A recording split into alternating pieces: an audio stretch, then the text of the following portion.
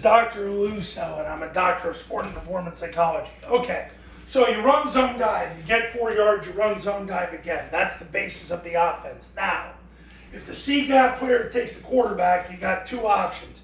I'm going to kind of deconstruct this a little more for you, maybe make your head spin a little bit, but it's something to think about. Follow is what Army runs when that happens. When the C-gap player takes the quarterback, they run follow. When the C-gap player takes the quarterback, Air Force runs trap.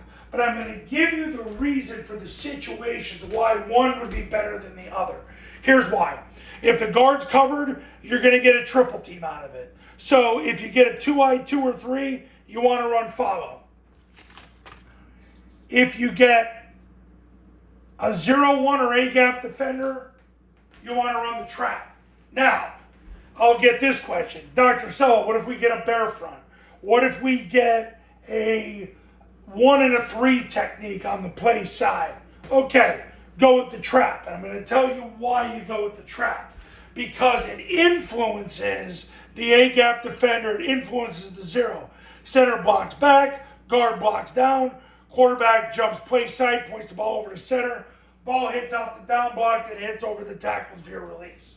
Trap is safer when you have a 0, a 1, or an A-gap defender.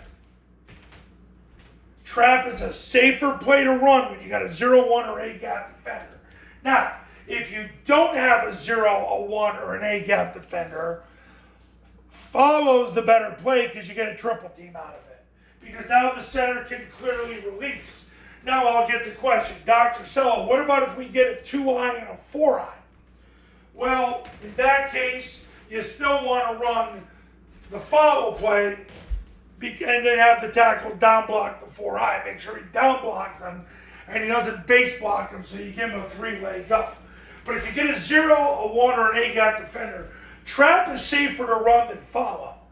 If you don't get any of that, but you get a 2-eye 2, 3, you want to run the follow because you'll get a triple team out of it.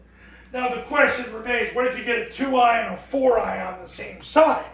If you get a 2-eye and 4-eye on the same side, follow is still a better play because if you ran trap, you're going to down block the 2-eye with the guard anyway, and then you got to sweep and clear on the 4-eye. So basically, follow still is a better play. At the end of the day, if you get a lot of 4-eyes, I mean, mid-triple is always safe, especially if a 4-eye is taking the dive. If he's not, like Tulane did to Army 5 years ago, then you go ahead and you run the follow. But you want to make sure your tackle down blocks the 4-eye and doesn't base block him. He just needs to get a third to a half of his body and not the whole body. So, to recap, if the C-gap player is on the quarterback against a 0, 1, or A-gap defender, run trap. If you get a 2-eye 2 or 3, run follow. And there you go. Okay, coaches. Triple Option Football Academy camps are $29.97 to $39.97, depending on your location. Online camps are $19.97.